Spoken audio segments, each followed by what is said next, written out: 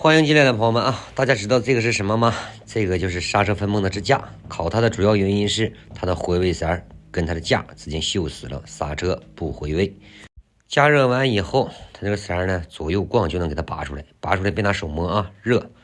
由于锈死了，在拿的过程当中呢，它的内壁可能会划伤，用小圆锉轻微的修复一下子，用砂纸搓成卷，完事呢进去给它抛下光。再把回位线上的脏东西也给它磨掉啊，磨得溜光锃亮。打上黄油，把防尘套给它套上就可以了。烤之前一定要记住，先把它的防尘罩给拿下来，因为防尘罩你烤坏了以后你买不着。由于回位塞不回位，大家看一看这个刹车片的磨损啊，一面厚一面薄。这个呢就是修复完的样子。喜欢的双击点赞支持一下，每天给大家发有关于汽车方面的小视频。